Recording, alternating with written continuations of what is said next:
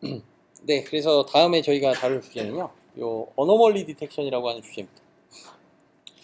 그래서 이 어노멀리 디텍션은 이제 이상 탐지라고 이제 불리고요. 요거는 또 다른 말로 이제 아웃라이어 디텍션이라고도 표현을 합니다. 그러니까 요게 이제 아웃라이어라고도 쓰게 됩니다.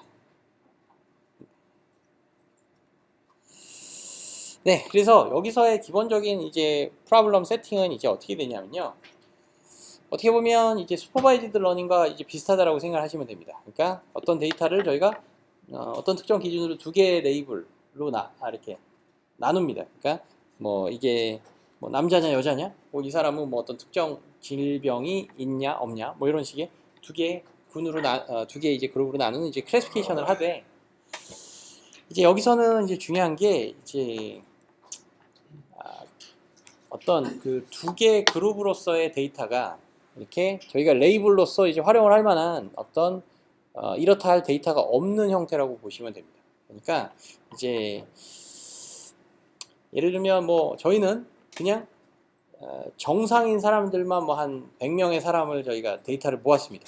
그리고 아직은 뭔가 비정상인 사람은 저희가 뭔가 한 번도 본 적이 없습니다. 뭐 비정상이라는 게 뭐 어떤 특정 질병이 뭐 있을 법한 사람인데 그 질병이 뭔지도 잘 모르겠고, 뭐 하여튼 그런 세팅. 그러니까 어떻게 보면 저희가 뭔가 구분을 하기 위해서는, 분류를 하기 위해서는 그 분류의 대상이 되는 두 개의 어떤 서로 다른 그룹의 그 예제들이 기본적으로 있어야지 되겠죠. 근데 여기서는 한쪽 그룹에 대한 데이터만 있는 겁니다. 그러니까 뭔가 저희가 뭐 많이 본 뭐 정상에 해당하는 데이터들만 있고, 이런 비정상에 해당하는, 아니면 뭐 이렇게 질병이 없는 사람들에 대한 데이터만 있고, 이제 질병이 없는 사람들의 데이터가 없는 뭔가 이런 상황이 되게 됩니다. 그래서 요게 기본적으로는 이런 아웃라이어 디텍션의 어떤 가장 어떤 그 중요한 특성이 되고요. 그래서 그러면 이 경우는 그러면 저희가 한쪽 클래스만, 그러니까 정상에 해당하는 데이터만 잔뜩 있는데, 그러면 나중에 어떤 정상인 데이터도 들어올 수 있고 비정상인 데이터도 들어올 수 있을 때, 그런 데이터들에 대해서 이제 누구는 정상이고 누구는 비정상인지에 대한 예측을 저희는 역시 또 하고 싶은 겁니다. 혹은 분류를 또 하고 싶은 겁니다.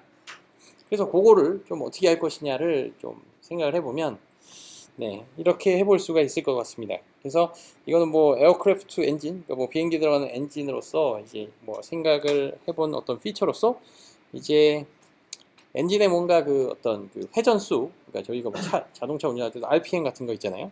그래서 그 RPM 같은 게 있고, 요거는 이제 그 엔진에서 발생되는 열이 됩니다. 그래서 어떤 엔진들마다 그런 특성들을 요 피처 벡터로 나타냈을 때, 이 엔진이 가진 어떤 뭐 예를 들면 최대 회전수, 그 다음에 뭐 거기서 발생하는 어떤 최대의 어떤 그 열의 정도, 그것들을 이렇게 피처들로 나타내면, 저희는 대부분 아마 뭐 이런 식으로 데이터들을 이제 수집한 데이터는 대충 이런 정도의 패턴을 보이더라 라고 했을 때, 기본적으로 어떤 새로운 데이터가 들어와서 예측을 수행하고자 할 때, 그게 뭐 한 이쯤에서 이제 분포를 했다 그러면, 기본적으로 이 주변에 있는 어떤 그 저희가 많이 관찰했을 법한 정상에 해당하는 데이터들이 주변에서 많이 보이잖아요.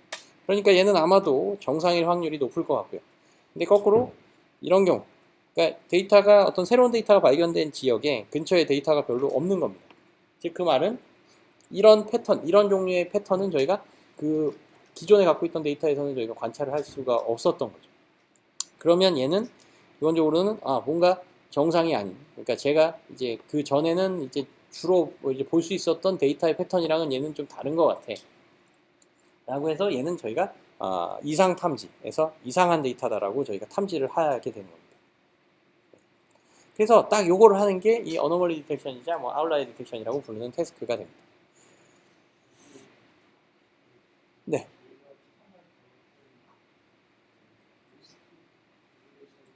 네. 네.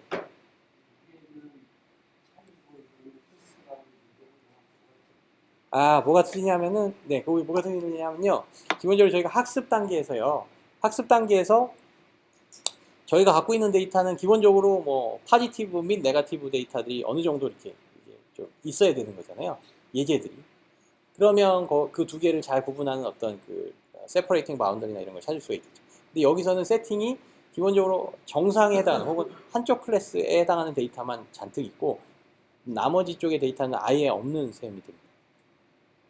그래서 여기서는 저희가 어떤 비정상이라고 하는 데이터가 그러니까 뭔가 신이 존재하고 신이 뭐 이렇게 데이터 어떤 데이터가 비정상이고 어떤 데이터가 정상인지 뭐 이런 것들을 다 알고 있고 걔네들의 분포까지 싹 다 알고 있는 뭔가 그런 게 있다면 뭐 실제 비정상 데이터는 뭐 한 이쯤에 분포를 하고 있습니다. 그러면 이걸 어느 정도 저희가 트레이닝 데이터로 확보를 했을 경우에는 이거를 이런 식으로 로지스틱 리그레션을 하면 뭐 이런 식의 세퍼레이팅 바운더리가 만들어질 텐데 네, 지금은 이게 이런 데이터들이 트레이닝 단에서는 최소한 없는 셈이 됩니다.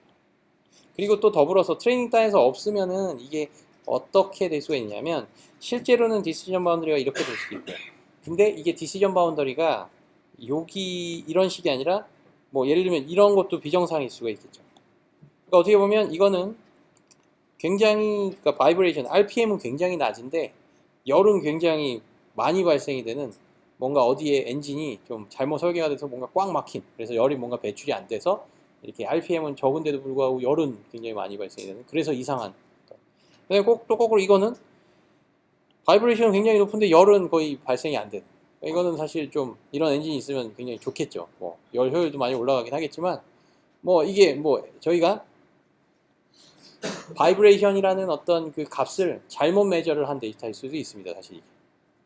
네, 그래서 저희가 매저를 제대로 했느냐 이것도 사실 뭐 좀 뭐 사실 뭐 그래서 이런 이 주변에 그러니까 데이터가 분포하는 어떤 데이터가 있을 법한 영역이 있고 또 동시에 그렇지 않은 어떤 수많은 영역들이 있을 수가 있고요.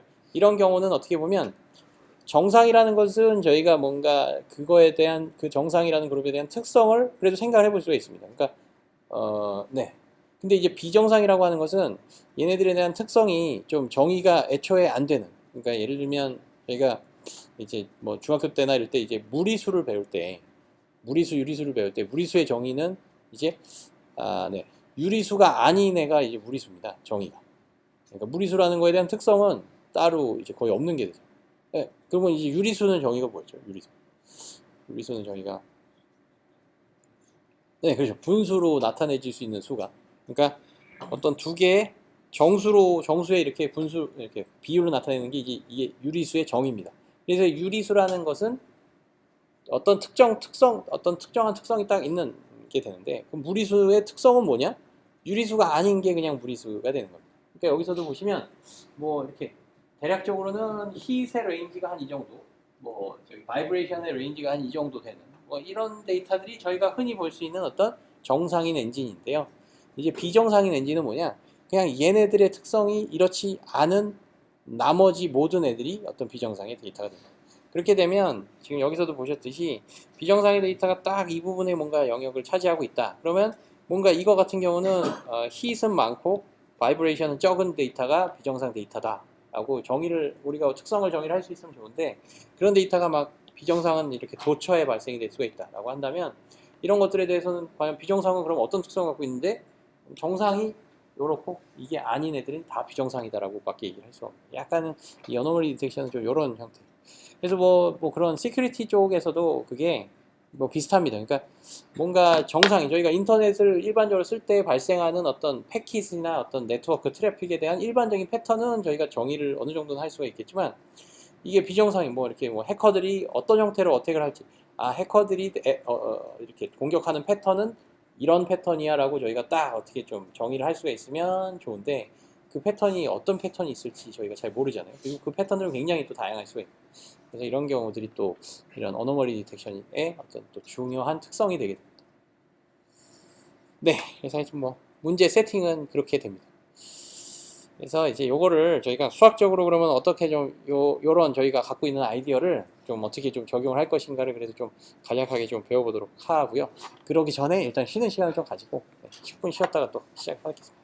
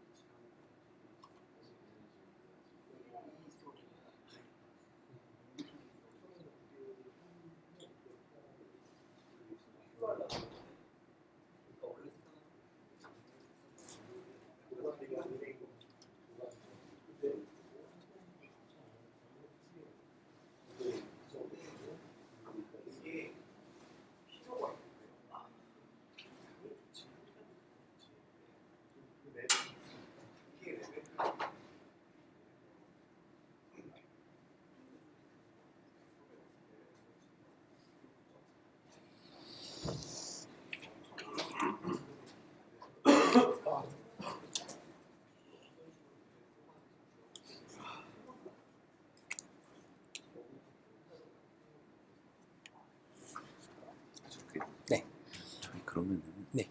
향후 일정이요. 네. 특히 왜냐면 이제 그 제가 커뮤니케이션 하기로는 원래 이제 주 교수님께서 보여주셨던 그 6개 데이터셋은 네. 네. 다음 주 수업 전까지 좀 구해오려고 합니다. 아 특히 그래요? 특히 네. 그때 네. 맞추셔야 될 것 같습니다. 이윤가당이 얘기했던 네. 아 네. 기업 네네네. 데이터를 가져오고 네.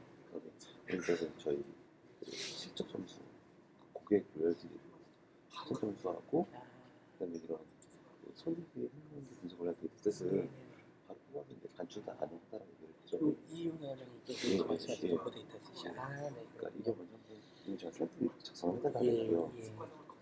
이렇게 작성을 하면은 주별로 6개가 나오니까 10개가 나오니까 그 10개를 공장님한테 보여드려서 공장님도 오케이 하시겠다고 하시더라고요. 네. 근데 그러면은 네. 교수님 수업에서는 네.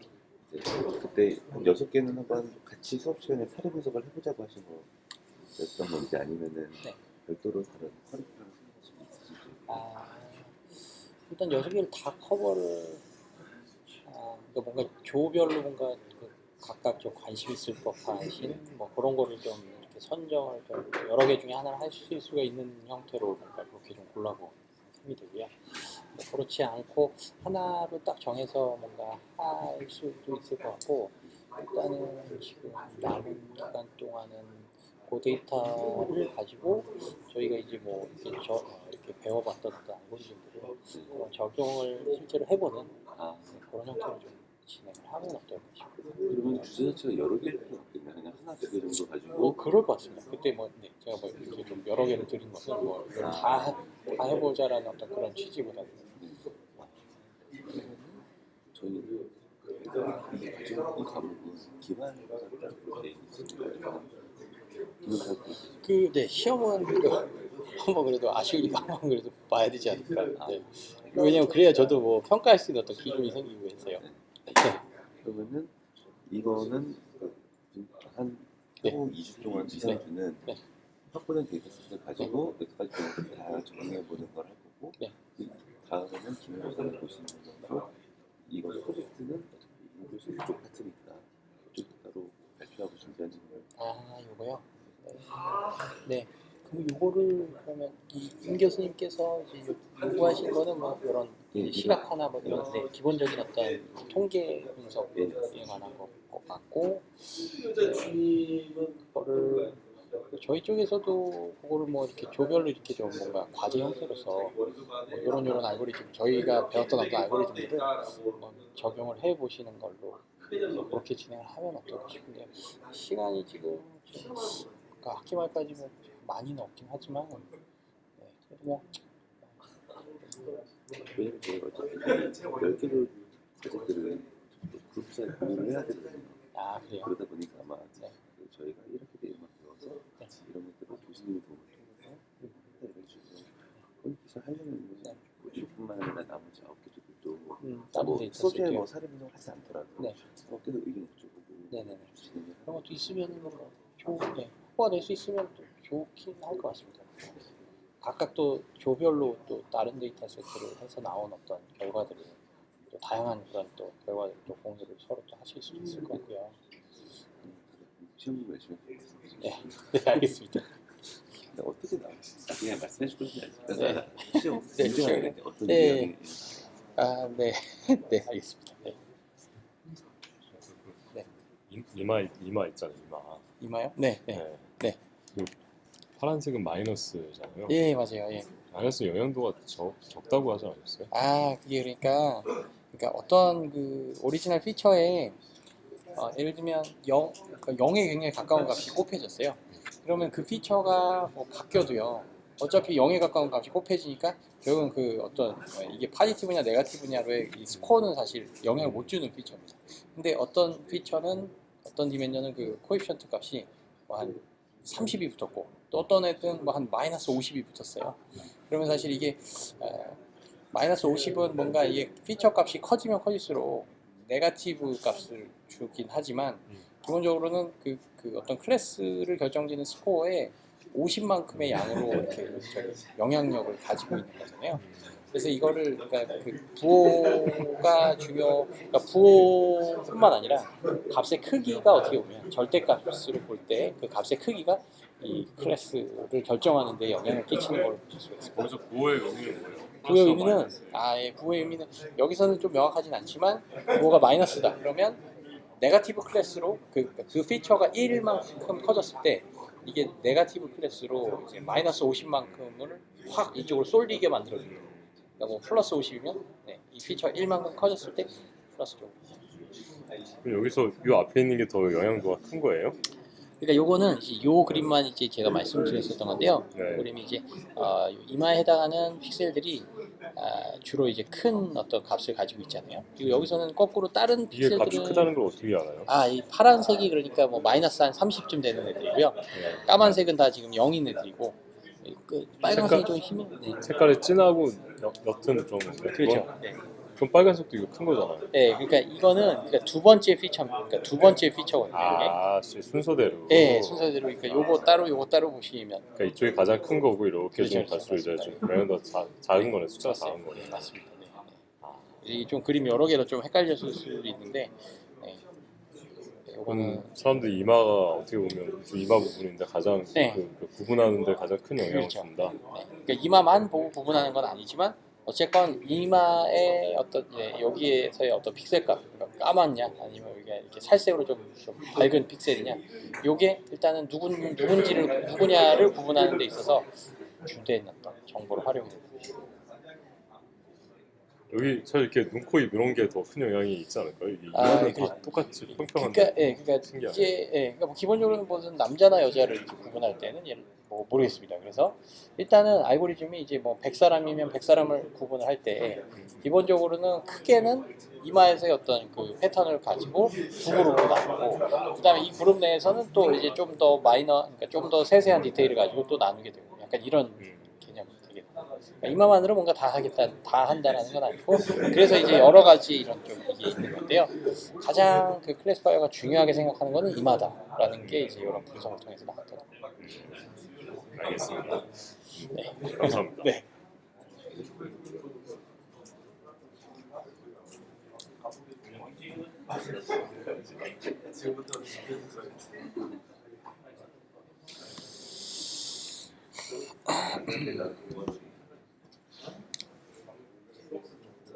맞아야 하는 거.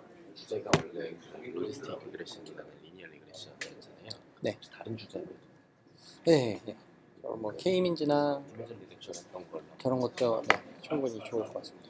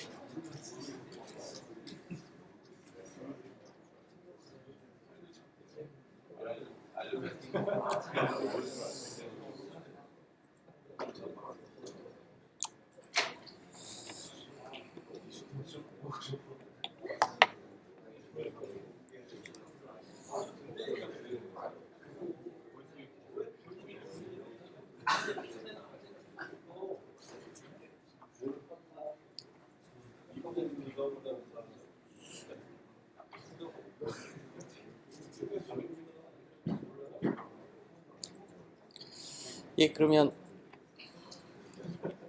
또 계속 이어서 하겠습니다.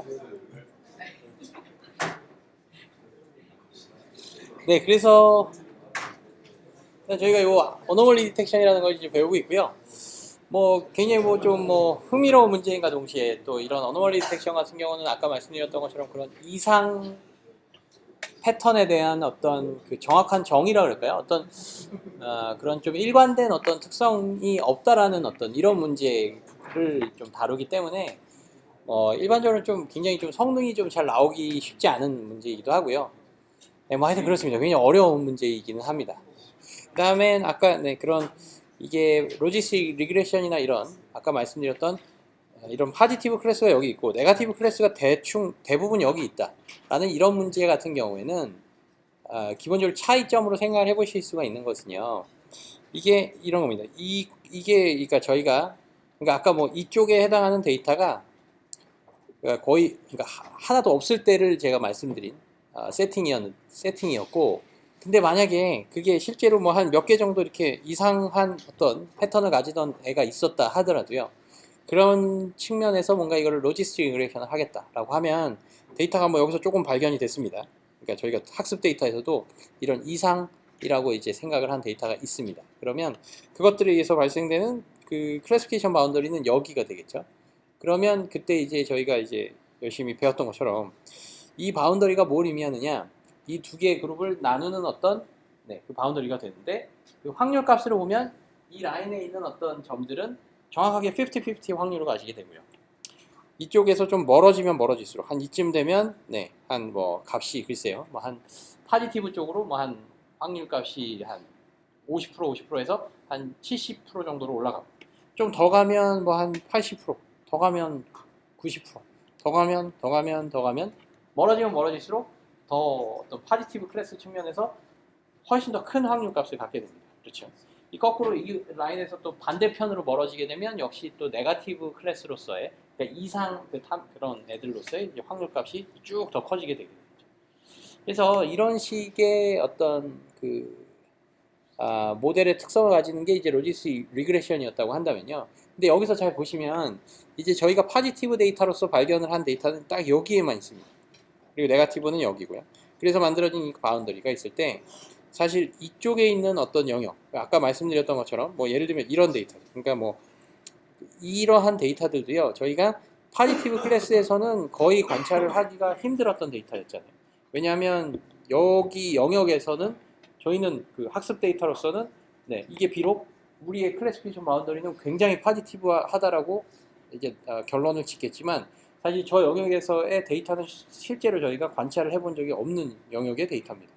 그렇기 때문에 저런 거를 가지고 뭔가 얘는 그러니까 뭐 쟤는 완벽하게 뭐 이게 질병이다, 쟤는 완벽하게 병이 없는 애야 라고 이렇게 판단을 혹은 결론을 내리는 것 자체가 좀 어떻게 보면 이런 식의 데이터의 어떤 분포에서는 조금은 위험한 어떤 결론이 될 수 있겠죠.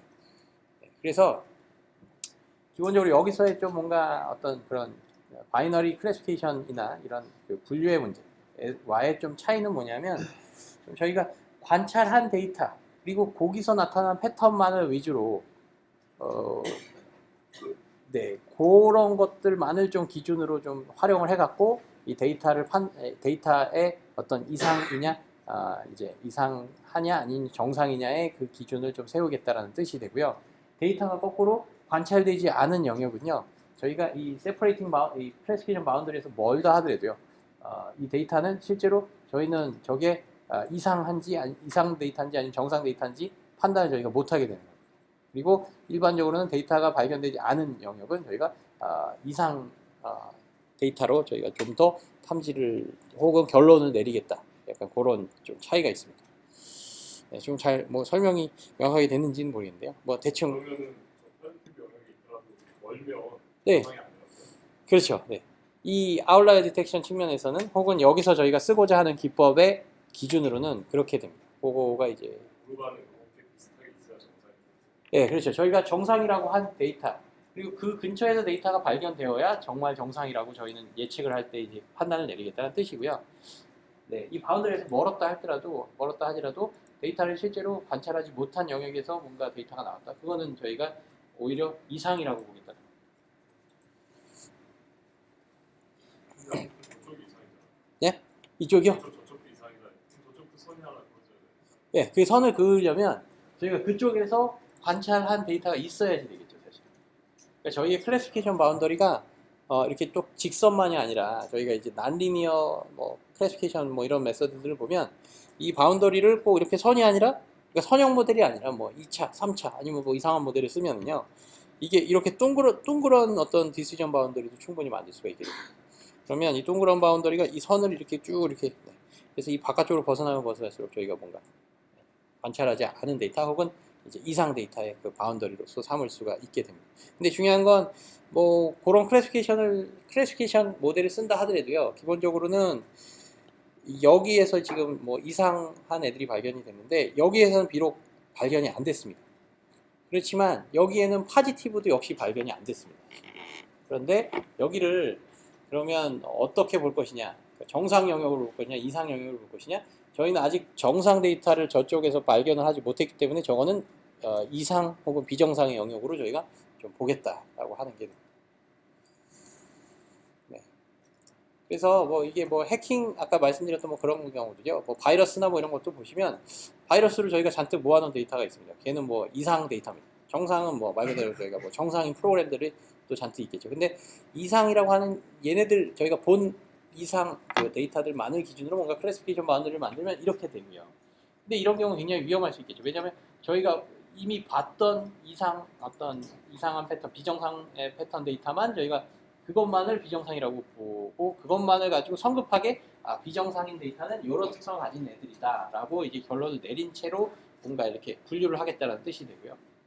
근데 저희는 보지 않은 어떤 또 다른 종류의 여러 가지 그 비정상에 해당하는 패턴들이 충분히 있을 수 있는 문제가 뭐 예를 들면 바이러스 같은 경우 뭐 혹은 해커들이 그 전에 시도되지 않은 다양한 어떤 특성 혹은 방식들로 이제 뭐 공격을 할 거고요. 그렇게 되면 저희가 이제 정상이라고 이렇게 간주를 한 데이터들 이외의 거는 다 비정상으로 보겠다라고 하는 이런 식의 좀 어프로치가 좀 더 말이 될 수가 있겠죠.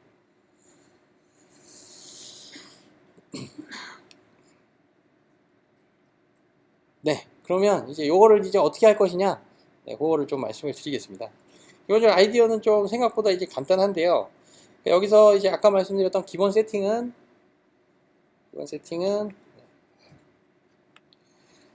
정상인 데이터들을 기준으로 그 정상인 데이터들이 많이 발생된 영역에서 뭔가 새로운 데이터가 나타났다. 그러면 걔를 저희가 정상으로 보고 이런 데서 그냥 생뚱맞게 데이터가 나타났다. 그러면 얘네들은 주변에 정상인 데이터가 하나도 없었기 때문에 얘는 비정상이다라고 판단하겠다. 딱 요겁니다. 그럼 요걸 이제 어떻게 할 것이냐? 네, 여기서 만약에 뭔가 데이터가 발견이 됐다. 그러면 이 주변에 데이터가 어느 정도 있다라는 거를 저희가 어떻게 알 수가 있을까요? 가장 쉽게는 저희가 이거를 요걸 할 수 있는 알고리즘을 한번 저희가 짜보겠다라고 한다면 어떻게 해볼까요?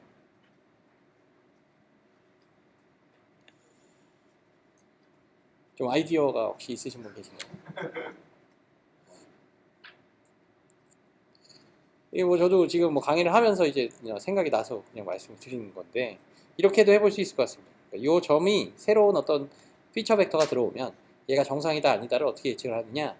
저희가 그 어떤 그 거리로서의 그 원을 하나, 제가 말씀드린 것처럼 이 원을 하나 그려보는 겁니다. 이 원을 어떻게 그리느냐? 저희가 어떤 정해진 반지름을 가지고 반지름을 하나 정해서 그 반지름 내에 실제로 정상이라고 관찰된 데이터가 실제로 존재하는지 안 하는지, 그리고 그 데이터가 존재하는지 안 하는지 혹은 그거를 또 개수로도 생각을 해볼 수가 있겠죠. 그래서 이런 것 같은 경우는 어떤 반지름이 한 5cm인 원 안에서 하나, 둘, 셋, 넷, 5개가 발견이 됐고요. 한 이쯤에서는 또 같은 원을 그렸을 때 하나만 발견이 되고요. 또 이 경우는 같은 원을 그렸을 때 0개가 발견이 됩니다. 그래서 이런 식으로 데이터가 이제 몇 개가 발견이 됐느냐, 한 2개 이상이 발견됐다. 그러면 얘는 정상. 그리고 2개 이하로 발견됐다. 그럼 얘는 비정상으로 저희가 판단할 수가 있겠죠. 뭐 이런 굉장히 단순한 알고리즘을 세울 수가 있겠죠. 그리고 사실 이런 어떤 단순해 보이지만 이런 알고리즘을 조금 더 뭔가 확률 함수에 기반해서 어떤 이러한 비슷한 알고리즘을 좀 만들어 본 게, 네, 그게 이제 뭐냐면 요 density estimation이라고 하는 방식입니다. 그래서 요 density estimation은 뭐냐면요, 저희가 이런 문제를 푸는 겁니다. 그러니까 저희가 뭐 예를 들면 한국 사람들의 키의 분포가 어떻게 되는지를 알기 위해서 사람들의 키에 대한 어떤 정보를 저희가 한 뭐 예를 들면 한 10사람 정도로 모았습니다. 그러면 뭐 한 165, 180, 173, 169, 161, 170, 2. 한 6사람 정도 모았다고 하면 이런 게 저희가 모은 데이터입니다. 그리고 얘네들을 어떻게 보면 저희가 정상의 데이터로 좀 간주를 할 수가 있습니다. 그러면 얘네들을 가지고 이제 좀 해볼 법한 것은 보통의 경우 평균이 뭐고 이제 분산이 뭐냐, 이런 것들을 구할 수가 있게 됩니다. 평균과 분산을 저희가 구할 수가 있죠. 어떻게 구하느냐? 뭐 평균 내고요. 그다음 분산은 여기다가 평균을 빼서 제곱해서 그거 값에 또 평균을 내면 되는 거죠. 그래서 그런 식으로 평균과 분산을 구할 수가 있게 되고요. 그 다음에 이 평균과 분산을 가지고 뭘 할 수가 있냐면 우리의 데이터가 우리의 그 키라고 하는 어떤 이 측정치가 가우시안 분포를 따른다 라고 가정하자 라는 요 한 문장이 딱 있다라고 한다면은 키가 예를 들어서 한 170이라고 이제 여기서 계산이 됐고요. 이게 정확한 평균인지는 제가 잘 모르겠지만 키가 이 정도. 그 다음에 분산은 예를 들면 한 5cm 정도.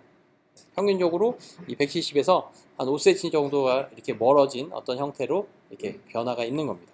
그러면 이 두 가지 정보는 저희가 알아낼 수는 있었으나 여기에다가 저희가 이게 가우시안 분포를 따른다고 가정하자라는 말이 되면 이거에서 이제 어떻게 확률 분포를 만들 수가 있냐면 이 170이라는 거를 기준으로 해서요.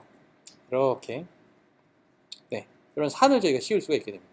이게 probability density function, 확률 밀도 함수라고 불리는 어떤 가우시안 디스트리뷰션이 가지는 어떤 산의 모양이 됩니다. 그리고 이 산의 모양은 어떤 두 개의 숫자에 의해서 결정이 됐느냐? 바로 요 170과 요 분산이라고 하는 요 5라고 하는 요 두 개의 숫자만 있으면 요 산의 모양은 완전하게 완전하게 이 산을 저희가 그릴 수가 있게 됩니다. 그리고 요 산은 이제 정확하게는 수학적으로 어떻게 정의가 되느냐? 저희가 아마 이게 그 고등학교 때 정도에 이제 배웠던 이 확률 밀도 함수의 그 식이 있습니다. 그 공식이 있습니다. 그 가우시안에서의 그게 뭐였냐면 뭐 이겁니다. 이제 루트 2파이 분의 시그마 분의 1, 그 다음에 EXP는 이제 2의 지수성이고요. EXP에 이제 마이너스, 그 다음에 X 빼기, 그러니까 이 값을 그냥 제가 직접 쓰겠습니다. 170의 제곱에, 그 다음에 여기는 이제 2 곱하기, 이제 분산이 들어갑니다. 그러니까 2 곱하기, 분산을 5의 제곱이라고 하겠습니다. 그러니까 표준 편차를 5라고 하고요. 그러면 이거는 이제 2 곱하기 5의 제곱이 들어가서 이렇게 되고요. 그 다음에 요거는 뭐냐 하면 요것도 이제 다시 좀 바꿔서 그 해당 값인 5를 이렇게 쓰겠습니다. 이게 그러니까 가우시안 분포의 확률 밀도 함수가 되게 됩니다.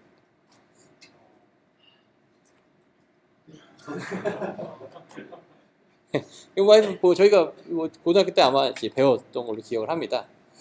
네, 그럼 이 공식이 주는 의미는 뭐냐? 이 공식이 주는 의미를 한번 저희가 생각을 해보겠습니다. 자, 요거는 요런 확률 밀도 함수를 주고요. 요거는 이게 이게 가진 의미는 뭐냐? 한 173 정도에서는 확률 밀도 함수가 이게 y 값이 여기가 이제 이게 y축이 되겠죠. 그러면 이때는 뭐 한 예를 들면 3 정도가 나오고, 그 다음에 거꾸로 170일 때는 뭐 이 값은 한 8 정도가 나왔습니다. 그 다음에 뭐 예를 들면 한 이 정도 163일 때는요 값이 한 1 정도가 나왔다. 이게 이 함수에다가 163을 집어넣으면 뭐 163 빼기 170 하면 마이너스 7이 나와서 마이너스 7을 제곱을 하고 2 곱하기 5의 제곱으로 나누고 EXP를 걸고 저거를 곱하면 나오는 값이 138 뭐 저 정도라고 생각을 하실 수가 있습니다. 그러면 저게 가진 의미는 뭐냐? 이게 확률 밀도 함수잖아요. 확률 밀도 혹은 그냥 저거를 그냥 확률 값이라고 생각을 해보실 수가 있습니다. 그러니까 밀도가 되기 때문에 이게 확률이라고 하는 값은 이제 0에서 1 사이가 되지만 이게 밀도라는 의미는 뭔가 좀 말 그대로 그 지역에 얼마만큼 확률이 좀 이렇게 밀집되어서 분포하느냐에 대한 어떤 매저가 되어서 그래서 저 값이 뭐 좀 1보다도 더 클 수도 있고 이러는데요. 기본적으로는 저걸 그냥 확률이라고 생각을 해보시면 뭔가 이거는 170이라고 하는 요 값에서는요 확률 값이 8인 거고요. 173에서는 3인 거고 얘에서는 1인 겁니다. 즉 170에서는 173에 비해서 확률 값이 총 3분의 8배만큼 더 큰 확률 값을 가진다. 혹은 163은 또 거꾸로 170에 비해서는 확률 값이 8분의 1만큼의 배율로 확률이 더 작은 값을 가진다. 요거를 알려주는 값이 요 함수가 주는 어떤 의미가 됩니다. 자, 그러면 여기서 이제 저희가 알 수 있는 건 뭐냐면, 자, 저희가 갖고 있었던 어떤 관찰한 데이터는 딱 6개의 숫자밖에 안 됐습니다. 6개의 숫자. 165, 180, 173, 요 딱 6개의 숫자로부터 저희는 예를 들면 한 뭐 160, 6. 일 때는 저희는 여기서는 166이라는 것에 대한 어떤 확률가, 그러니까 그 데이터는 저희가 한 번도 관찰하지 않은 데이터입니다. 166이라는 키는 말 그대로 저 6개의 데이터, 혹은 저희가 모은 데이터에 당연히 없었죠. 그렇지만 이 166을 이 공식에다가 저희가 집어넣으면, 그리고 이 공식은 다시 한번 말씀을 드리면 여기서 나온 두 가지 어떤 값인 평균과 분산만으로 이 확률 밀도 함수가 완벽하게 다 결정이 되는, 네, 그래서 이 완벽하게 결정이 된 확률 밀도 함수에다가 어떤 값을 저희가 주든 그 지역에서의 혹은 그 지점에서의 어떤 확률 밀도 값을 언제나 이렇게 주도록 하는 그런 역할을 저희가 해주는 거예요. 네. 그러면 저게 곧 뭐냐? 바로 어떤 그러니까 저희가 보지 못한 어떤 새로운 데이터가 뭐 한 이 지점쯤에 들어왔을 때 그때의 확률 밀도가 얼마냐, 또 그때의 확률 밀도가 얼마냐, 이 확률 밀도를 주게 되고요. 이 확률 밀도가 이 2차원에서도 생각을 해보시면 저게 이제 그대로 이제 2차원으로도 확장이 될 수가 있는데, 이 지역에서의 확률 밀도가 얼마냐, 이 지역에서의 확률 밀도가 얼마냐, 또 이 지역에서의 확률 밀도가 얼마냐, 이렇게 생각을 해볼 수가 있습니다. 그리고 여기서 보시면 이 동그라미로 이렇게 뭔가 이렇게 등고선처럼 표현이 된 게 저게 곧 이 확률 밀도의 2차원의 버전입니다. 지금 무슨 소리냐면요, 저희가 1차원에서는 그러니까 데이터가 1차원일 때는 스칼라 값이 들어와서 그때 해당하는 확률 밀도 값을 주죠. 근데 저희가 피처가 2차원이다. 그러니까 키만 있는 게 아니라 키와 몸무게가 있다. 그러면 이 두 개가 들어갔을 때 그때 그 지점에 해당하는 확률 밀도 값을 주는 게 되고, 그러면 또 똑같습니다. 그럼 옵젝티브 펑션이나 뭐 이런 거 이렇게 생각을 해보셨듯이 인풋은 이제 x, y 두 개의 축으로 이루어져 있고요. 그때 해당하는 어떤 확률 밀도의 값을 이렇게 주는 어떤 그런 저런 펑션으로서의 어떤 산의 형태를 생각을 해볼 수가 있겠습니다. 네. 그렇게 되면 이게 산의, 그러니까 등고선인 겁니다. 산이 제일 높은 지점이 이제 여기입니다. 왜냐하면 뭐 말이 뭐 나름대로 합리적이죠. 왜냐면 데이터가 가장 많은 지역에 어떤 산의 위치가 제일 높이가 제일 크니까요. 그러면 새로운 점이 딱 들어왔다. 그러면 딱 의지적으로 들어왔다. 그러면 이때 해당하는 그 산의 높이를 따지면 이게 그 지점에서 데이터가 얼마만큼의 확률로 이제 관찰이 될 것이다라는 거가 이제 값이 주어집니다. 그러면 그 확률 밀도 값이 일정 값 이하가 되면 저희는 이거를 그냥 뭔가 이거는 데이터가 관찰이 되지 않을 영역이야. 확률 밀도 값이 일정 값 이상이 되면 이거는 데이터가 그래도 많이 관찰될 법한 영역이다라고 저희가 판단을 할 수가 있는 거예요. 네, 아까 그거랑 똑같습니다. 그러니까 딱 그려갖고 예를 들면 어떤 데서는 4개, 5개, 어떤 데는 1개, 어떤 데서는 0개. 그러면 나는 예를 들면 2개 이상을 이제 데이터가 관찰이 될 법한 영역으로 삼고 2개 미만은 우리가 다 이상으로 우리가 분류를 하겠다. 그거 여기서 똑같습니다. 그러니까 뭔가 2개냐, 5개냐, 1개냐 뭐 이런 좀 정수로 된, 그리고 그거는 이렇게 딱 정해진 바운더리 내에서의 뭐 아니면 도 전략으로 만들어진 어떤 알고리즘이라면, 여기서는 좀 부드럽게 생긴 이런 산의 모양에서의 그 산의 높이를 기준으로 저희가 트레시홀드를 걸어서 이상이냐 정상이냐를 판단을 하겠다는 게 됩니다. 이게 어노멀리 디텍션에서 쓰이는 어떤 가장 키 알고리즘으로서의 덴시티 에스티메이션이라는 게 됩니다. 이거는 이제 다시 한번 이 단어를, 그러니까 의미를 생각해 보시면 덴시티는 이제 밀도, 데이터의 이제 밀집된 정도를 에스티메이션 하겠다, 그러니까 예측을 하겠다는, 추정을 하겠다는 뜻이 됩니다. 그리고 그 추정이라는 말이 뭐냐 하면 이제 이런 보지 못한, 그러니까 저희가 실제로 관찰하지 않은 데이터들의 그런 여러 가지 영역들에 대해서도 이제 그 밀도를 저희가 추정을 할 수 있도록 하는 그 확률 밀도 함수를 이렇게 만들어서 그거를 가지고 이제 어떤 지역에서 어떤 지점이든 저희가 그 확률 밀도를 저희가 뽑아낼 수 있다라는 그런 식으로 추정을 하겠다는 게 이제 덴시티 에스티메이션의 의미가 됩니다. 네. 밀도가 낮을수록 부정상이다. 그렇죠. 바로 그겁니다. 네.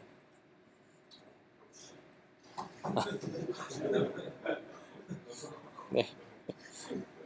그래서 이제 여기에 조금 수기로 쓰여져 있긴 하지만 이 X 테스트, 그러니까 테스트 데이터, 그러니까 저희가 보지 않은 언쓰인 데이터의 어떤 피처 벡터가 들어왔을 때 그때 이 확률 밀도 함수를 통과를 시켰을 때 나오는 말 그대로 확률 값이 혹은 확률 밀도 값이 어떤 특정 값 이하다라고 하면 이거는 내가 어노멀리로 이상으로 감지, 비정상, 그 이상이면 정상으로 감지를 하겠다가 됩니다. 네, 여기 뭐 질문 여기까지 있으신가요?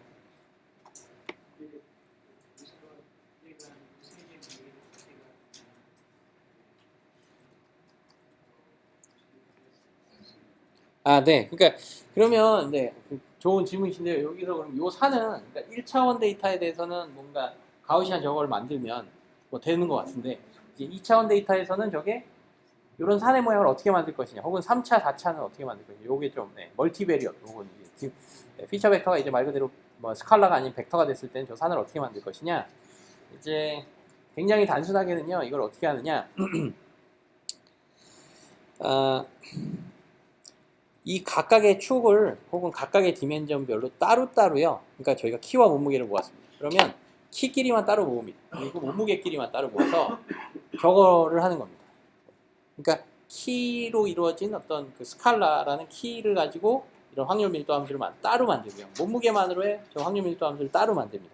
그 다음에는 이제 어떤 사람의 키와 몸무게가 딱 들어왔다라고 하면은요, 그 키가 가지는 확률값과 몸무게가 가지는 확률값을 이 두 개의 따로따로의 산에서 구합니다. 그 다음에 그 두 개를 어떻게 해야 될까요? 저희가 이렇게 곱해야지 됩니다. 지금 무슨 소리냐면,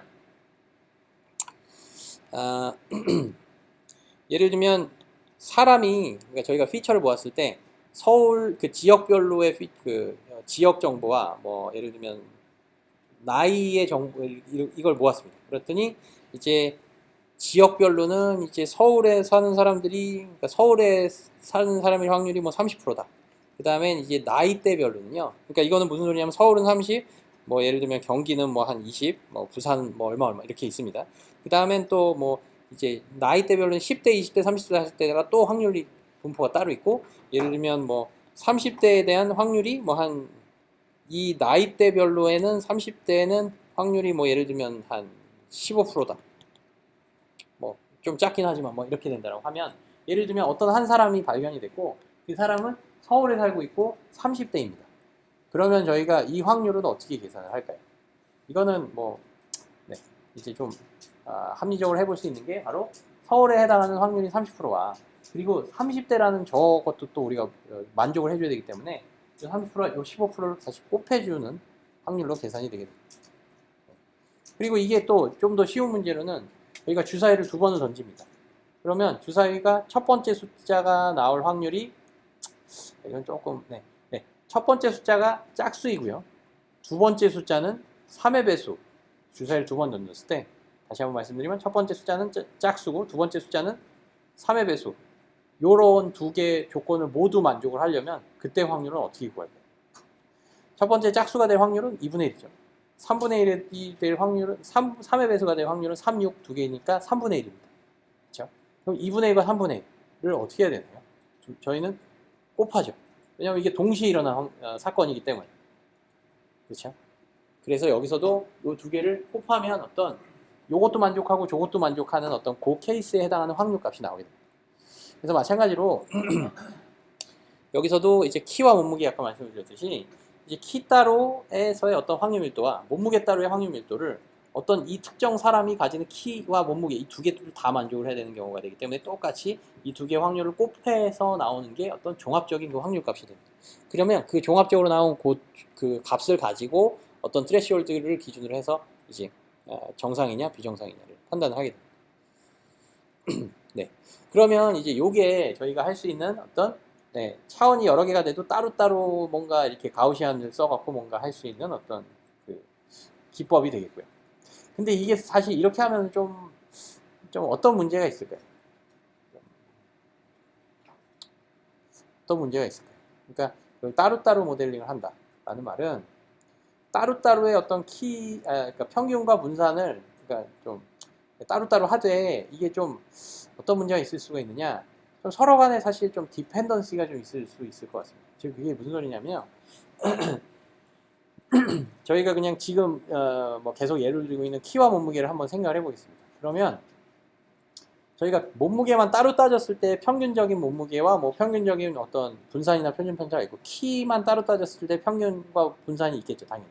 근데 중요한 거는 어떤 한 사람이 발생된 어떤 키가 예를 들면 한 185였습니다. 그러면 굉장히 키가 큰 사람이죠.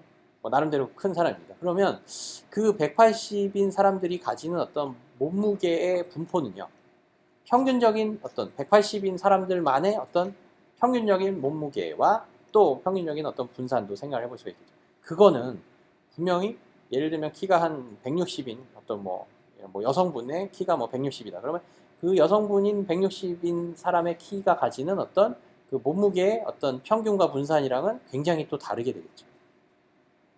그렇게 되면 뭔가 도매금으로 이제 180, 160 이거 키 따로 또 몸무게 따로의 어떤 그 저런 확률 값을 그냥 어떤 하나의 잣대로만 뭔가 생각을 할 게 아니라 얘네 두 개가 서로 간에 이런 어떤 연관관계를 고려를 한 상태에서의 어떤 그 확률 분포를 좀 따로따로 그러니까 이렇게 좀 조금은 더 똑똑한 방식으로 적용해 볼 수가 있을 것 같습니다. 지금 무슨 소리냐면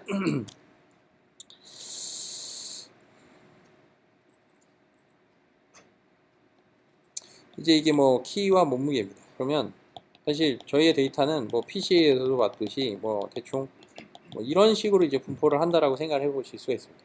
그러면 저희가 키만을 따로 따진다라고 하면 자 이거는 이 수많은 점들에서 나타난 그 키만을 모아서 평균과 분산을 따지겠죠. 그러면 그때의 가우시안 분포는 자 여기에서 제가 그 가우시안 분포를 그려보면 대략적으로 이 점은 이 점, 이 점은 이 점, 이 점은 이 점 막 이렇게 옵니다. 다. 그러면 이제 그런 점들을 여기에다 이렇게 다 이렇게 찍어봤습니다. 다 찍어봤습니다. 그러면 아까랑 비슷하게 여기 뭐 꽤 밀집되게 나타나 보이고 뭐 대충 보면 이런 식으로 확률값이 모델링이 됩니다. 그렇죠? 그 다음에 몸무게 측면에서도요 보면 이거를 다 이렇게 내립니다. 왜냐하면 몸무게를 다 따로따로 따진다라고 말씀드렸고요. 그럼 이렇게 따졌을 때 나타날 수 있을 법한 어떤 그 확률 분포는 뭐 대충 이렇게 되겠죠.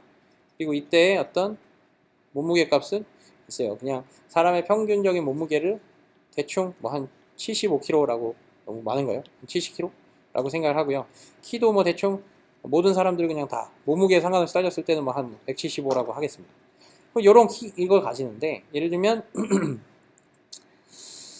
키가 예를 들면 한 185가 발견이 됐습니다. 그러면 뭐 확률값은 좀 작긴 하죠. 뭐 사실 이렇게 키 큰 사람이 뭐 그렇게 많지는 않을 수 있으니까요. 확률값은 작습니다. 근데 사실 자 이게 이 사람이 가지는 평균적인 그러니까 이 사람이 가지는 몸무게가 예를 들면 한 85kg이었습니다. 그러면 85kg도 이 확률 분포는 굉장히 작겠죠. 그러면 어떻게 보면 확률이 작다라는 게 어떻게 보면 두 번 좀 카운트가 되는, 그러니까 두 번 얘를 좀 저희가 좀 너는 키 측면에서도 비정상이고 몸무게 측면에서도 비정상이야라고 이야기를 하고 있는 게 되고요. 근데 이거를 좀 순서를 저희가 생각하면 키 측면에서는 너는 꽤 비정상이긴 한데 네가 180이라는 키를 기준으로 했을 때에는 그때 몸무게는 너는 완전 정상이야 라고 생각을 할 수가 있잖아요. 그러면 이런 측면에서 둘 다 비정상으로 따질 게 아니라 이게 순서대로 따진다면 너는 이 정도는 비정상? 근데 오케이 몸무게는 아주 정상 이렇게 생각을 한다면 뭔가 키를 먼저 따진 후에 저 몸무게에 대한 어떤 그 분포를 그 해당 키에 따르는 분포를 뭔가 따로따로 저희가 그러니까 모델링을 해놓고 거기를 기준으로 생각을 할 수가 있게 됩니다. 이렇게 되면 이제 어떻게 되냐면요.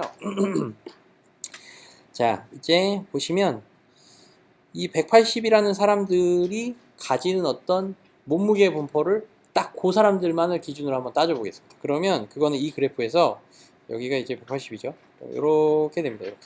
그러면 여기 근처에 있는 데이터만을 가지고 저희가 몸무게에 대한 그 확률 분포를 한번 따져보는 겁니다. 그러면 그 확률 분포는요. 여기서만 관찰이 됐기 때문에 네. 여기 기본적으로 제가 여기 하나 좀 여기가 85가 아니라 이게 Y값이 이쪽으로 크면 커지는 거니까 여기가 85kg이 되겠죠. 네. 그래서 여기 근처에서는 이제 요게 적당히 어떻게 확률 분포가 생길 것이냐 요렇게 생길 것입니다. 왜냐하면 180 근처에 있는 키를 가지는 사람들의 몸무게를 따로 갖고 왔더니 분포는 저렇게 되는 거죠. 그리고 저 분포에서를 따지면 이 85는 85가 한 이쯤 된다 그러면 85는 아주 정상입니다. 아주 정상.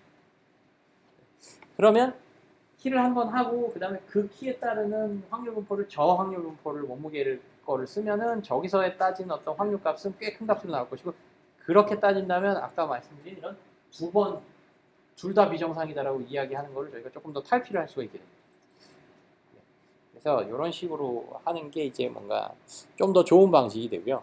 이런 걸 하는 게 이제 좀 뭐 아까 그 가우시안을 따로따로 하는 게 아니라 이제 이거를 이제 멀티베리어트 가우시안이라고 그래갖고요.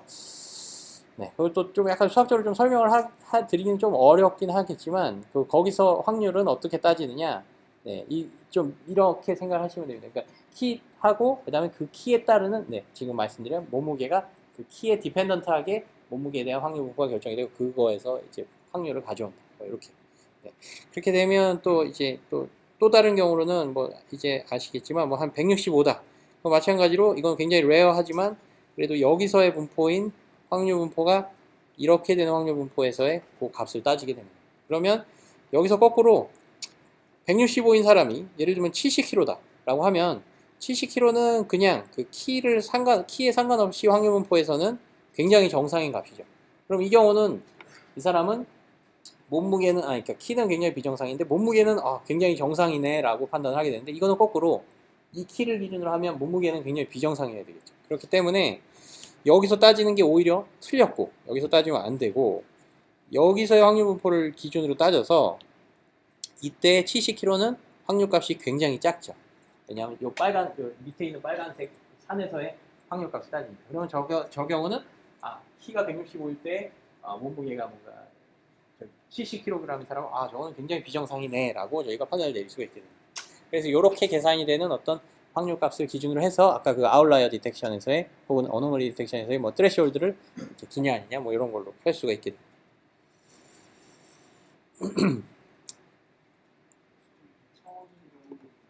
네.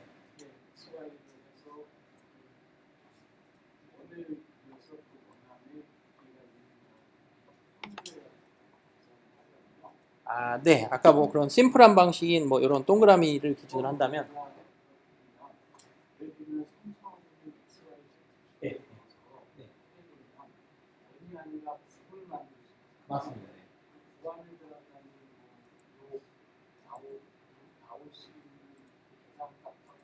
네.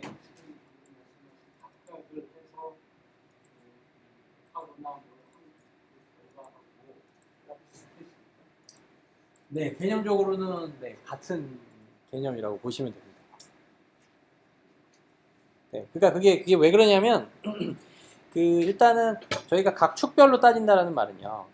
그러니까 키, 몸무게, 뭐 혈액형이 있다 그러면 각각의 요소별로, 각각의 피처별로의 어떤 그 확률 값을 저희가 다 곱한 거잖아요. 근데 이제 거리 아까 이 전략을 쓴다라 그러면 이게 이제 9가 되는 거죠.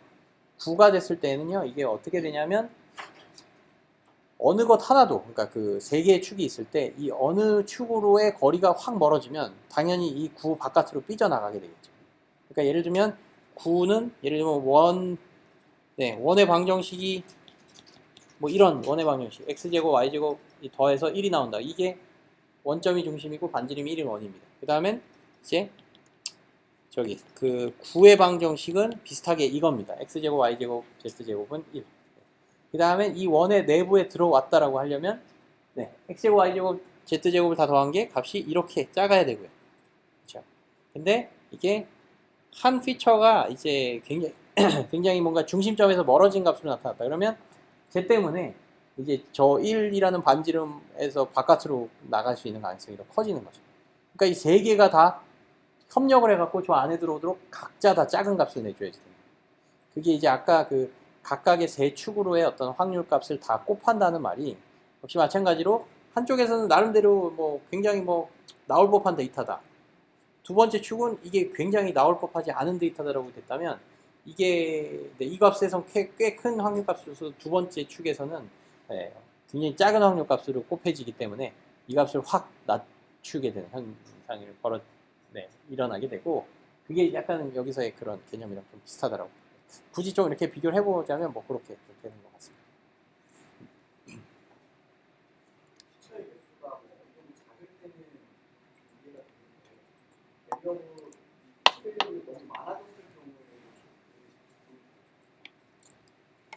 그러니까 피처가 많으면 사실 좀 이게 밀도를 따진다는 게 조금은 힘들긴 힘듭니다. 그래서 좀 상대적으로는 그러니까 기술적으로는 이렇게 피처가 여러 개, 뭐 100개, 1000개, 10,000개로 확장이 되어도 이 방식은 그대로 적용이 가능하고요. 다만 이제 좀 그런 건 있습니다. 그 확률을 곱할 때 이거는 뭐 그냥 그 어떤 프로그래밍상의 좀 트릭이자 근데 또 생각보다 또 알아두면 굉장히 좀 유용할 법한 그러니까 모르면 뭔가 버그 때문에 굉장히 좀 몇 날 며칠 고생할 법한 그런 것 중에 하나가 뭐냐면 확률값은요, 저희가 이런 조인트 확률, 그러니까 이제 축이 3개다. 그러면 확률값을 이제 3개를 곱하잖아요. 그러면 이 3개 곱해진 확률은 기본적으로, 네, 뭐 제가 이제 말씀드렸을 때 그냥 쉬운 어떤 숫자를 드느라고 그냥 1보다 큰 값들을 썼지만, 일반적으로는 이게 확률값들이라서 좀 뭐 1보다 굉장히 작은 값으로 나타납니다. 그러면 얘네들이 뭐 한 10에 한 마이너스 2승, 그러니까, 네, 100분의 1이니까 1%죠, 1%. 1%가 3번 곱해지면 10의 마이너스 6승이 되는 거잖아요. 그러면은 이게 뭐 한 100번 있다. 그러면은 뭐 10의 마이너스 2승이 100번 곱해주면 10의 마이너스 200승입니다. 그럼 10의 마이너스 200승이 이게 되게 작은 숫자인데, 이게 사실 컴퓨터로 프로그래밍을 하면 이게 너무 작은 숫자나 아니면 너무 큰 숫자를 이게 컴퓨터가 못 나타냅니다. 이게 무슨 소리냐면, 컴퓨터는 이제 정해진 개수만큼의 메모리 그 비트나 뭐 바이트 이런 거를 써갖고 숫자를 나타내고, 이게 다 내부적으로는 숫자를, 제가 그때 말씀드린 건 컴퓨터는 이제 3분의 1도 정확하게 못 나타냅니다. 3분의 1. 왜냐하면 3분의 1은 무한소수이기 때문에 0.33334 이거를요, 컴퓨터에서는 이렇게 저장합니다. 그러니까 저희가 64비트 컴퓨터다 그러면 뭔가 64개 비트로 나타낼 수 있는 만큼, 그러니까 이게 2진수라서 좀 그런데 10진수로 따지면 뭐 2에 저기 뭐 한 10승이 저기 한 10에 3승쯤 되거든요. 1024가. 그러니까 64승은 저기 1000이 한 6번. 그러니까 공이 3개가 저기 한 6번, 18개의 공까지 저희가 커버를 합니다. 그러니까 그걸 유효숫자로 표현을 하면은 소수점 밑에 자리까지, 소수점 16자리까지밖에 커버를 못 합니다. 근데 예를 들면 저기 아까 뭐 10의 마이너스 200승은 컴퓨터는 그냥 이거 넘어가면 나 이 숫자 못 나타내. 그냥 나는 에러. 이렇게 되거든요, 사실. 그래서 이제 그런 거 같은 경우 숫자가 너무 작아지거나 너무 커지는 거를 방지를 좀 해야 됩니다. 그래서 이걸 방지하는 좀 유용한 트릭이 뭐냐면, 얘네 확률 값들을요, 다 로그 값으로 바꿉니다. 그러니까 3개 숫자의 곱은요, 네, 그러니까 확률 값이 뭐 예를 들면 0.1 곱하기 0.05, 뭐 요 두 개 확률 값의 곱은요, 이거는 이제 로그를 취해보면 어떻게 되냐면 로그의 0.1 플러스 로그의 0.05로 바뀌게 됩니다. 그래서 이거 같은 경우는 이제, 그리고 또 굉장히 작은 값은 10의 마이너스 200승은 저희가 못 나타내는데, 이거를 로그의 뭐 밑을 10으로 써갖고 10의 마이너스 200, 이거는 얼마일까요? 로그 10의 마이너스 200은 마이너스 200이죠. 그러니까 이렇게 되면 굉장히 작은 숫자가 로그가 되면 이게 좀 어느 정도 나타낼 수 있는 숫자가 됩니다. 그래서 이렇게 언더플로우라고 하는데, 언더플로우를 방지함과 동시에 이게 곱해지면 또 숫자가 계속적으로 작아지는데, 더하는 건 사실 크게 그렇게 데이터를 그 값을 엄청나게 늘리거나 엄청나게 이렇게 줄이거나 하지는 않거든요. 하여튼 이 곱셈이, 그러니까 저희가 복리로 계산할 때 이게 문제인 거지, 덧셈은 뭐 아무리 해도 뭐 그냥 적당히 그 레인지가 유지가 됩니다. 그래서 이거를 이제 로그로 이제 변환을 해서 프로바빌리티를 따지게 됩니다. 그래서 이제 뭐 뭐 로그 라이클리후드 아니면 뭐 로그 프로바빌리티, 다 이제 저희가 로그를 쓰는 이유들이 좀 이런 어떤 특성에 좀 기인을 하게 됩니다. 그래서 뭐 하여튼 디멘전이 크면 좀 그런데, 사실 이게 또 문제는 뭐냐면, 디멘전이 크면 그때 한번 말씀드렸는지 모르겠는데, 디멘전의 저주라는 좀 약간은 뭐 이런 머신러닝 격언 같은 게 좀 있습니다. Curse of Dimensionality라고 해갖고요. 그 같은 경우 이제 뭐냐면, 이제 디멘전이 크면 클수록 뭐 하여튼 뭔가 우리가 좀 신뢰성 있는 어떤 혹은 정확한 어떤 그 예측 모델을 만드는 게 일반적으로는 좀 어렵다, 뭐 이런 측면이 되는데요. 저희가 이제 뭐 하늘에 이제 여러 가지 이제 별이 이렇게 막 있잖아요. 그러면 이 별을 저희가 관찰을 할 때, 저희가 한번 좀 어떤 머릿속으로 이런 density estimation, 어디에 좀 별이 밀집되어져 있고 어디에 별이 밀집되지 않는지를 저희가 한번 보이는 어떤 대로의 그 하늘에서 그거를 좀 한번 예측을 해본다라고 생각을 해보시면요, 그게 좀 애매합니다. 왜냐하면 별이 워낙 공간이 넓은 데서 별이 이렇게 듬성듬성 이렇게 위치를 해 있잖아요. 그렇게 되니까 뭐 아까 이런 2차원에서는 점들이 뭐 이렇게 좀 여기서 그냥 빽빽하게 이제 있는 곳이 그냥 눈으로 딱 보이는데, 이게 공간이 워낙 넓어지면 별이 이렇게 듬성듬성 분포하고 이러면 사실 어디가 좀 별이 밀집되어 있는 지역인지가 좀 잘 판단이 잘 안 되게 됩니다. 그러니까 알고리즘도 똑같습니다. 그래서 사실 그렇게 듬성듬성하게 되어져 있는 어떤 그런 패턴에서부터 좀 명확하게 밀집이 된 영역과 명확하게 밀집이 되지 않은 영역을 찾아내는 것 자체도 좀 힘든 문제가 되게 됩니다. 그래서 하여튼 뭐 그거를 이제 컬스 오브 디멘셔널리티라고 하고요. 네. 뭐 그렇습니다. 네. 결국은 정상과 비정상이라는 판단도 어느 정도는 알고리즘을 구하는 사람 쪽에서 네. 어느 때는 구분할까 이걸 정해서 한다는 뭐 네. 네, 그렇죠. 근데 이제 어떤 알고리즘을 쓰면은요, 일단은 사실 여기서 이런 알고리즘을 한번 써봐야겠다라고 할 때 대뜸 이제 좀 뭔가 나오는 이슈가 뭐냐면 요 엡실론 값을 그러면 요 트레시홀드 값을 어떻게 결정할 것이냐가 또 중요한 문제가 됩니다. 그러니까 저 엡실론 값을 뭐 잘 결정을 하느냐에 따라서 뭐 못하느냐 잘하느냐에 따라서 저희는 그러니까 애꿎은 그냥 정상인 애들을 그냥 얘네들은 다 비정상이야라고 할 수도 있고요. 아니면 정말 거기에 이제 중요하게 저희가 포착을 해야 되는 이렇게 디텍트를 해야 되는 검출해야 되는 비정상인 애를 걔가 트레시홀드가 그러니까 확률값이 조금은 저희가 구한 트레시홀드보다 좀 더 높았다면 걔는 그냥 저희가 그냥 정상이라고 이렇게 간주를 해버리죠. 뭔가 이렇게 범인 한 놈을 잡기 위해서 저희가 어디서 검문을 하는데 저희가 그냥 부주의하게 그러니까 범인을 그냥 쭉 이렇게 흘려보내주고 뭐 그런 형태가 벌어져요. 그래서 이제 네, 저런 파라미터에 따라서도 좀 굉장히 좀 영향을 많이 받게 되고요. 그러니까 이런 방법론이 있다라는 거는 이제 알아두시는 게 굉장히 중요하고, 뭐 그런 이런 특성의 문제가 이제 좀, 네, 뭐 뭔가 좀 맞닥뜨리실 때 이런 것들을 한번 적용을 해보실 수는 충분히 있는데, 동시에 하여튼, 네, 거기서도 또 여러 가지 튜닝이라든가 뭐 좀 그런 한계점들이 있다는 것도 또 인지를 한번 하시는 게 또 좋을 것 같아요. 네.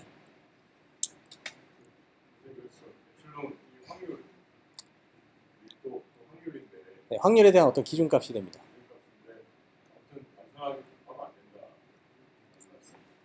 네, 이 P를 그렇죠. 이 원은요, 실제로 저희가 직접 진짜 사용하는 알고리즘은 아니고요. 그냥 개념적으로만 설명을 해드리기 위한 굉장히 간단한 형태의 알고리즘이고. 네. 네네. 네.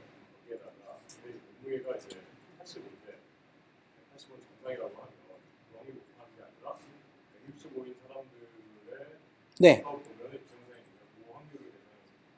네. 네, 맞습니다. 네. 그러니까 이거 같은 경우는 뭐 이렇게 하면 더 좋을 것 같죠, 당연히. 근데 이제 이렇게 이제 어떻게 하느냐에 대한 거는 제가 좀 말씀을 드리지는 않았습니다. 네. 근데 이제 요것도 아까처럼 뭐 그런 키만으로 뭔가 평균과 분산을 구해서 그것들을 가지고 이제 그 가우시안 그 확률 밀도 함수에다가 대입을 해서 뭔가 그 공식을 만들어냈었던 것처럼요. 저희가 그 2차원의 데이터들, 그러니까 키와 몸무게의 그 페어들이 쫙 뭐 한 100명에 대한 페어가 있다. 그러면 사실 네, 요 디펜던시까지 싹 다 그러니까 적절하게 고려된 형태의 어떤 2차원 버전의 이제 그 가우시안 디스트리뷰션이 좀 만들어지게 됩니다. 그래서 네, 그렇게 하는 알고리즘이 또 있게 됩니다.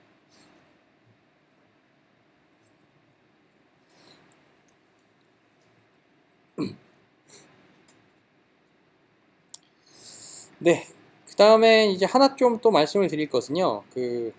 요 엡실론을 결정하는 게 이제 뭐 중요해 보이긴 하는데 저희는 사실 요 엡실론을요. 어떤 측면에서는 사실 결정을 안 해도 될 수도 있습니다.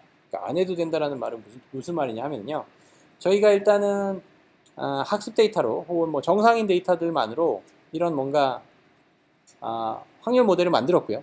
그 다음엔 어떤 저희가 예측을 하고 싶은 데이터가 그러니까 트레이닝 데이터, 학습 데이터는 뭐 한 1000개의 데이터가 있었고요. 그래서 걔네들을 가지고 이런 확률 밀도 함수를 잘 만들어 놨고요.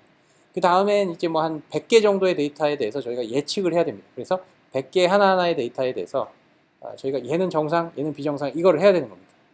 그러니까 이건 뭐 바이너리 클래시피케이션의 문제입니다.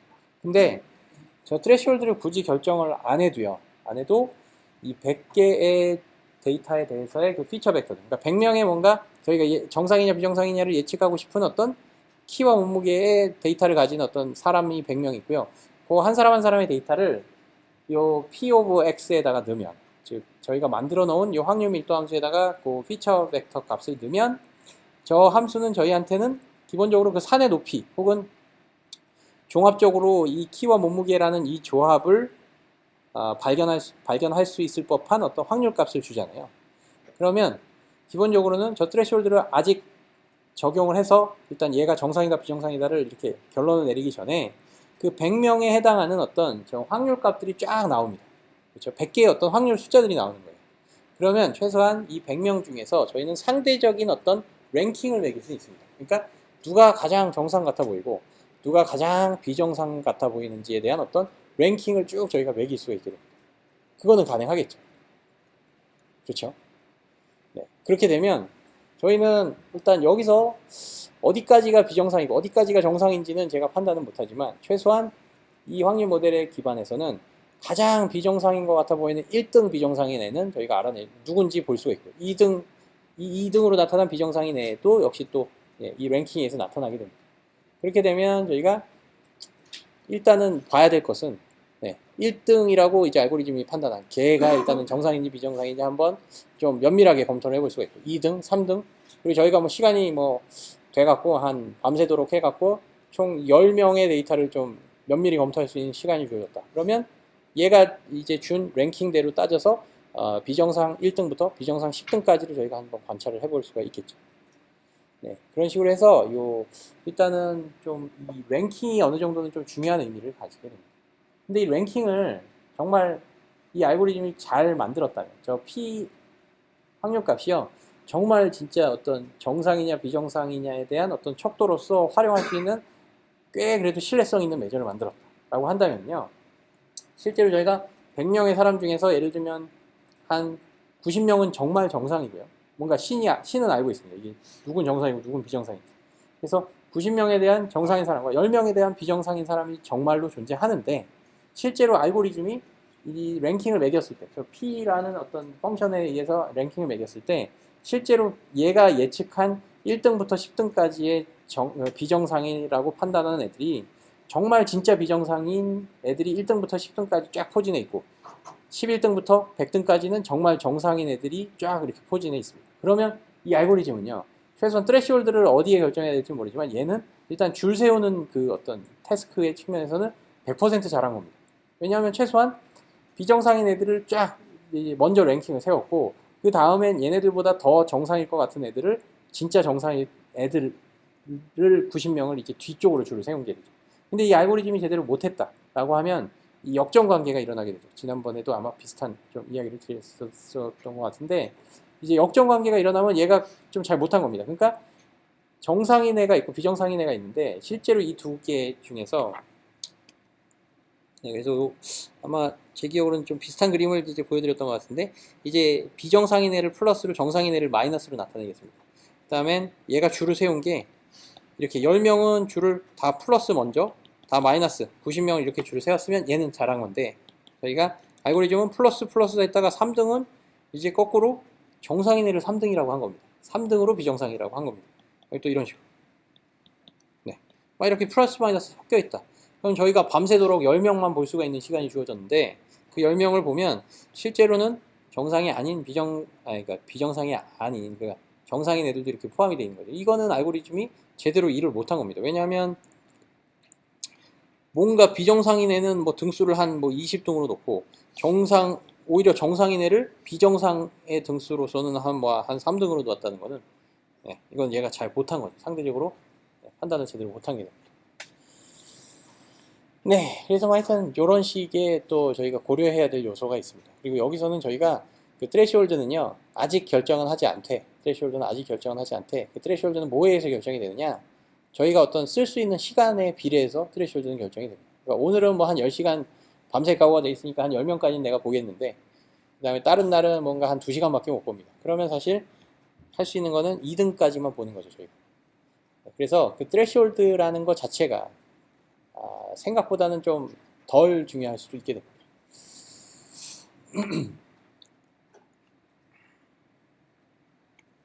네, 그래서 뭐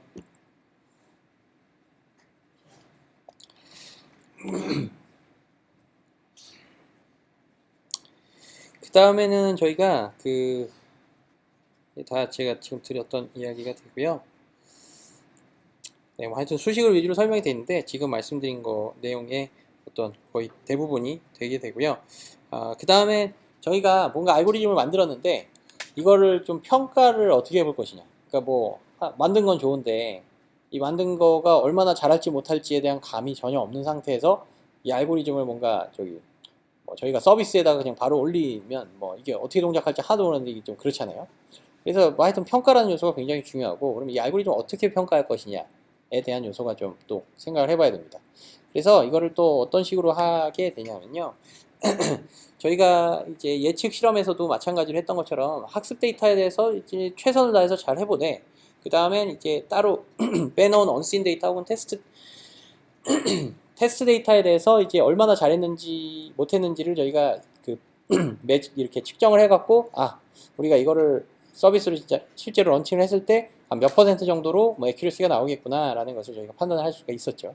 여기서도 역시 비슷한 스트래티지 혹은 전략을 취할 수가 있게 됩니다. 그러니까 뭔가 해킹의 예제를 가지고 했을 때도요. 예를 들면 트레이닝 데이터는 그러니까 저희가 실제로 프로그램은 정상인 프로그램이 한 90개가 있고 비정상인 프로그램이, 그러니까 뭐 해킹하는 프로그램이 한 10개가 있습니다.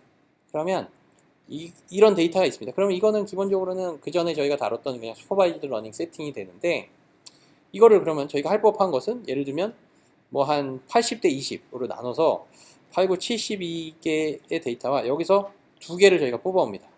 그러면 이렇게 해서 아니죠, 8개죠. 8개를 뽑아와서 총 80개의 데이터만으로, 총 80%의 데이터만으로 학습을 한 후에 여기서 저희가 빼놓은 18개와 여기서 빼놓은 2개, 총 20개의 데이터에 대해서 18개는 정말 맞게 했는지 2개에 대해서도 맞게 했는지 요거를 판단을 하는 게 이제 트레이닝 테스트로 나눠서 저희가 얘네들을 가지고 이제 평가를 하는 어떤 방식이었습니다. 네.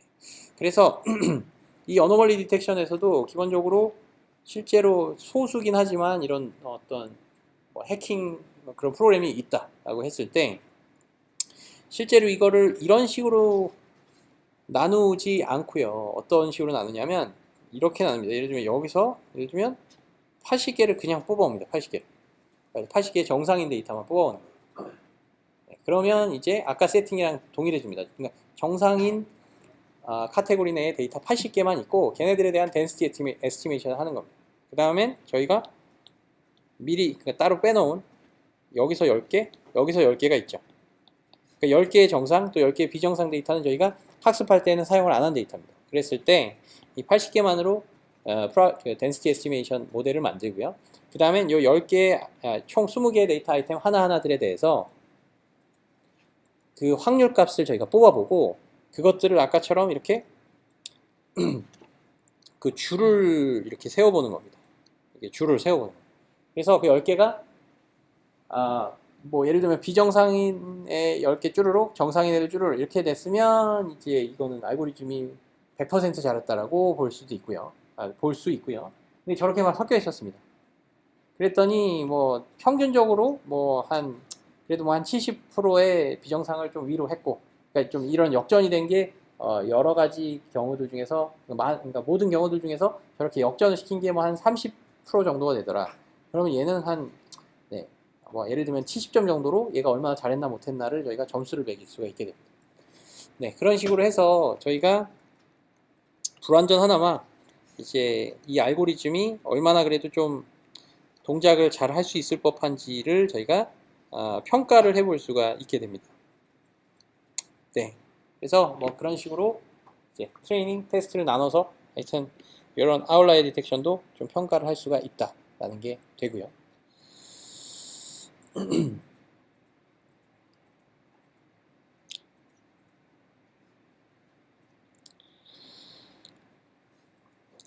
그 다음에 이제 요런 거 좀 제가 설명을 드렸나요? 뭐 true, false positive, false negative, 그 다음에 precision recall, F1 measure 뭐 이런 것들. 이런 것들 혹시 아시는 분 계시나요? precision recall, 뭐 F1 measure 같은 거. 네, 그러면 요거가 좀 또 생각보다 또 중요한 어떤 평가의 어떤 그 기준이자 좀 저희가 이런 알고리즘 어떻게 평가하느냐에 따른 좀 약간 척도 같은 게 돼서 요거를 제가 그러면 좀 언제 다음 시간이나 언제 좀 조금은 좀 그래도 좀 제대로 좀 설명을 좀 드리도록 하고요. 네. 그 다음엔 이제 이거에 대해서 하나의 알고리즘을 제가 좀 더 말씀을 좀 드렸으면 하는 게 있습니다. 그래서 그게 이제 뭐냐면, 만약에 요것도 좀 말씀드리겠습니다. 그러니까 이게 아까 그 가우시안을, 그러니까 그러니까 키에 따른 각각의 키에 따른 그 몸무게에 대한 분포를 따로따로 쓰겠다. 좀 약간 그거를 하기 위한 어떤 알고리즘이 이제 멀티베리어트 가우시안 디스트리뷰션이라고 말씀을 드렸고요. 실제로 이게 뭔가 키와 몸무게에 대한 어떤 점들이 이렇게 분포를 했다. 그러면 여기서 X축, Y축을 따로따로 쓴다는 것은 뭔가, 이게 어떻게 보면 산을 이렇게 항상 동글동글한 산으로 뭔가 쓴다라는 이야기가 되는데요. 이게 산의 모양을 저희가 이렇게 항상 이렇게 좀 뭔가 동글동글한 산이 아니라 좀 약간 찌그러진 산.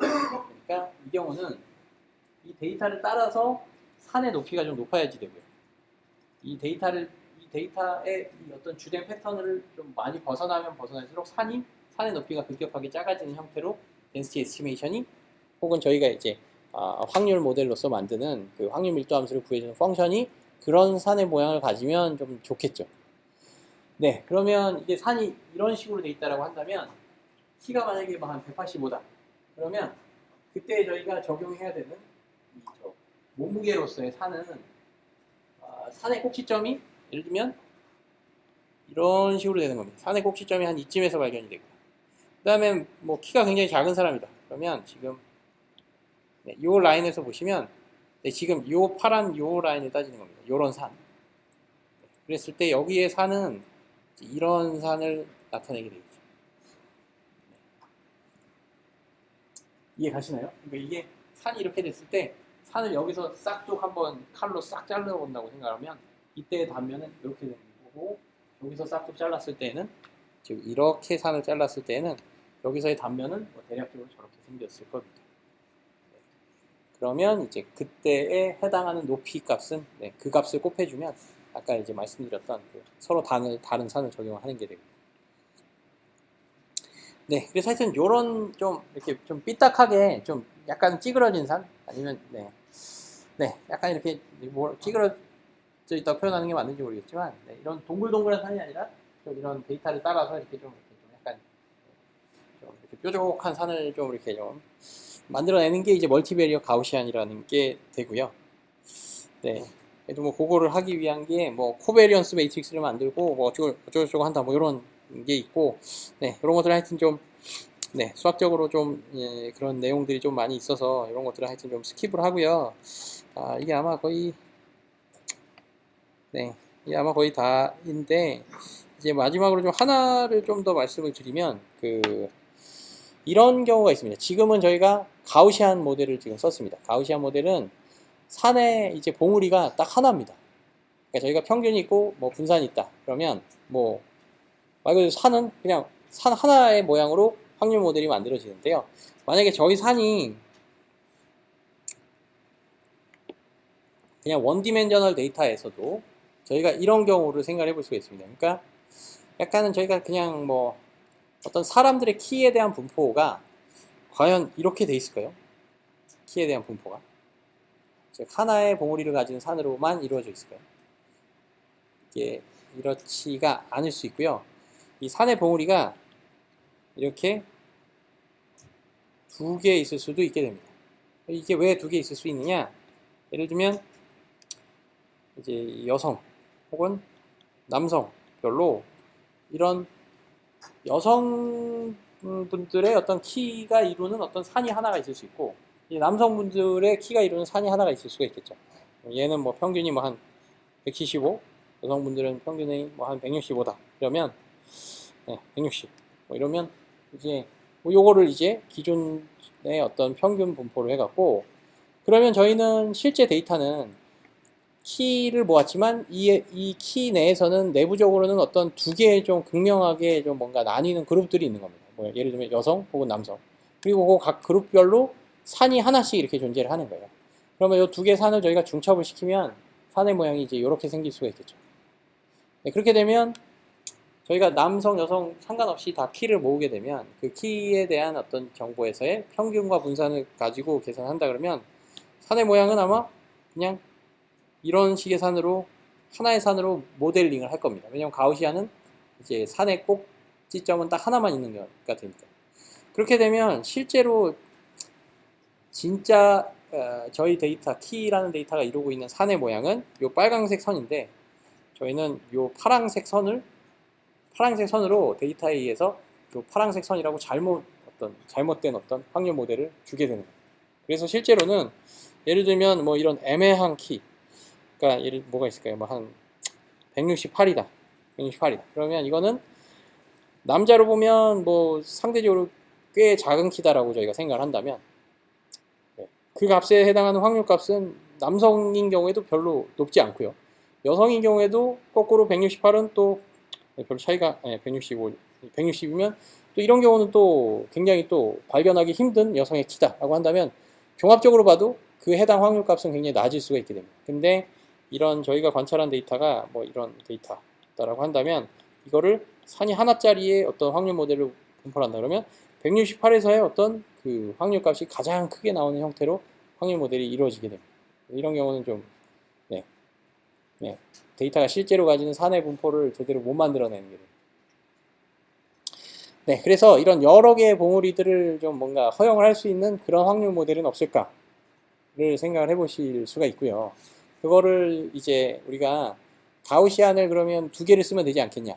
그래서 이제 가우시안 2개 혹은 3개 혹은 여러 개 가우시안을 저희가 허용을 해서 이런 산의 봉우리의 개수를 저희가 뭐 충분히 이제 주자. 약간 이런 식의 모델을 쓰는 게 이제 뭐가 있냐면 이제 가우시안 믹스처라는 모델이고요. 가우시안을 이제 여러 개 조합을 한 이제 믹스처의 모델이 있고요.